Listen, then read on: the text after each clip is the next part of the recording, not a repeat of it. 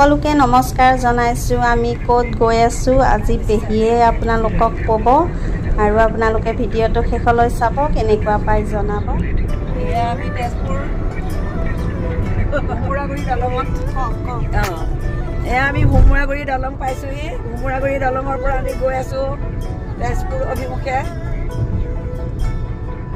এয়া নতুনখন বাওঁ চাইডে যিখন নতুনকৈ বনাইছিলে সেইখনত উঠি আহিছোঁ। সিফালৰখন সেইখন প্ৰফুল্ল মহন্তৰ দিনত বনোৱা আৰু এইখন হিমন্ত বিশ্ব শৰ্মাৰ দিনত বনোৱা একে আৰু মানে সেইখনতকৈ এইখনো কোনো গুণে কম নহয়। এইখনো ভাল, এইখনো ভাল, কিন্তু সঁচাকৈ কাৰুকাৰ্যবিলাক ভাল লাগিছে। এইখনৰ আকৌ সোঁ চাইডে মানুহ যোৱা হেৰিটো নাই, বাওঁ চাইডেহে আছে। সিখনৰ আকৌ দুই চাইডে আছে, দুইটা দিশতে আছে।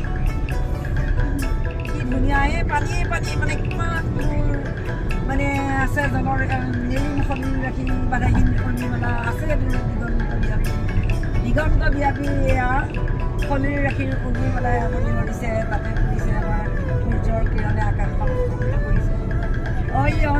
চিতাখন সিখনৰ কণিকাৰ মেখেলা তাৰ মাজে মাজে একদম ধুনীয়া।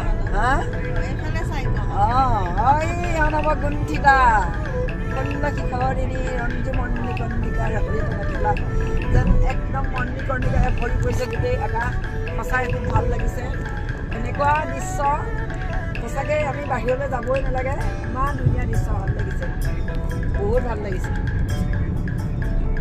চাৰিওফালে এয়া মানে এয়া গছ, এয়া চেগুনৰ শাৰী শাৰী, তাৰ মাজে মাজে আকৌ শাল গছৰ শাৰী শাৰী দুইফালে।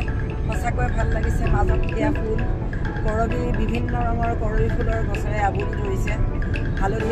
হালধীয়া আৰু কমলা ৰঙৰ, তাৰ বাহিৰেও একো বেলেগ ফুলো। সঁচাকৈ এনেকুৱা ধুনীয়া লাগিছে নহয়।